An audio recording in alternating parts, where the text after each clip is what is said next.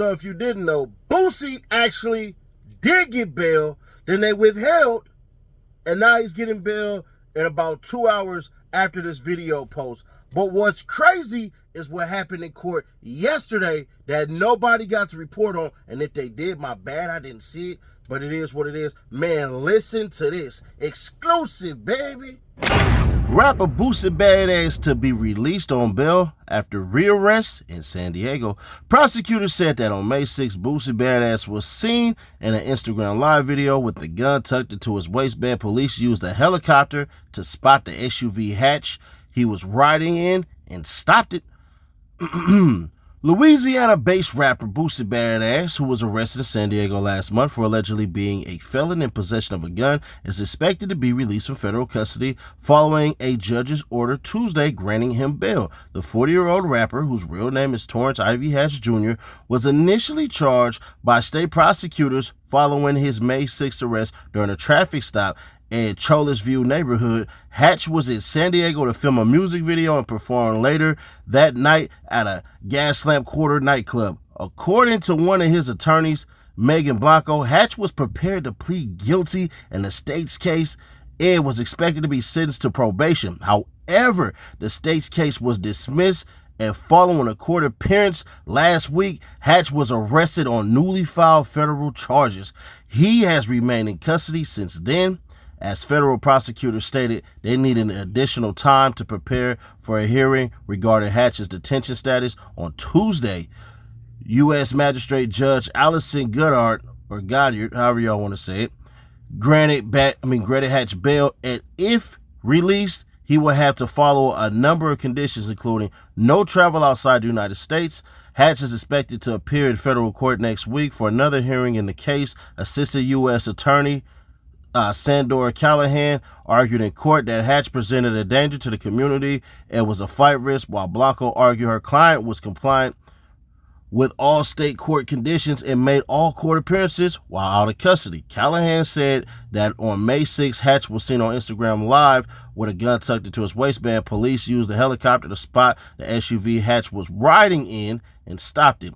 The prosecutor said officers found 2 guns in the SUV, one in security's guard bag and one in the seat between Hatch and the guard. One of those guns matched the one seen on the in the Instagram video, he alleged. He also claimed the officer overheard Hatch threatening the security guard for not taking the blame for the guns. Callahan alleged Hatch told the guard, "You're going to be in a body bag." What? Oh, yeah.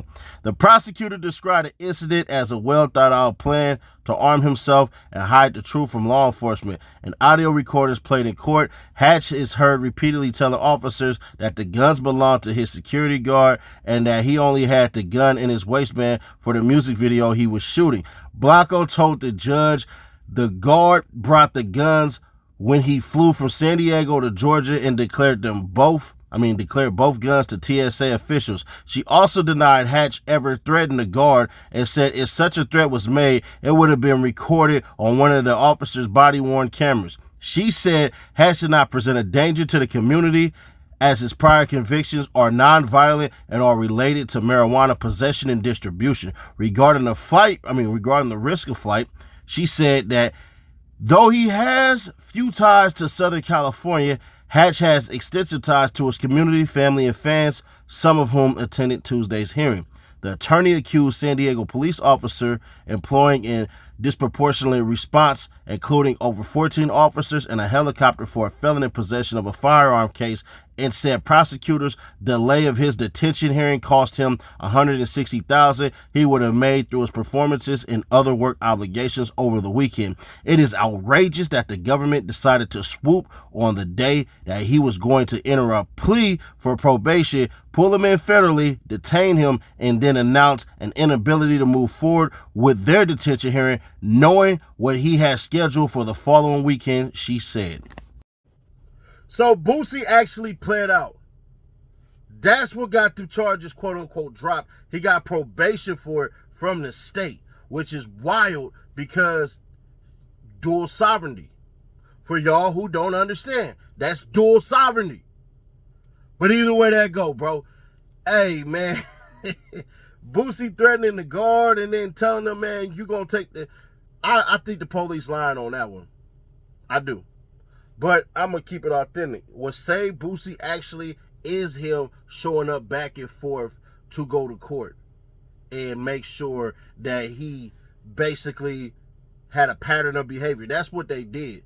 Now, what happened is Boosie had to put up like 50 grand in actual property. So that house in Georgia or whatever properties he may have, one of them houses right now is being looked at by the state to take. But Boosie ain't about to run nowhere, bro. What's going to end up happening is they're going to keep on pushing it out, pushing it out, pushing it out, and pushing it out for a plea deal. And then probably like 2 years, maybe 3 years, Boosie probably going to end up doing about 2 years in the federal penitentiary, bro. That's probably what's going to end up happening. That's my final thoughts on it. There were laws and stuff that I read and everything, and they still could be applied, but I just don't see it. But we'll see, bro. My ultimate thought on this is, bruh, Boosie, what the hell? What the hell? But y'all let me know y'all thoughts on this one. Share to keep your people aware. Subscribe, turn on that bell to stay notified. Definitely have your bells on for the Seti Nash channel. Clips!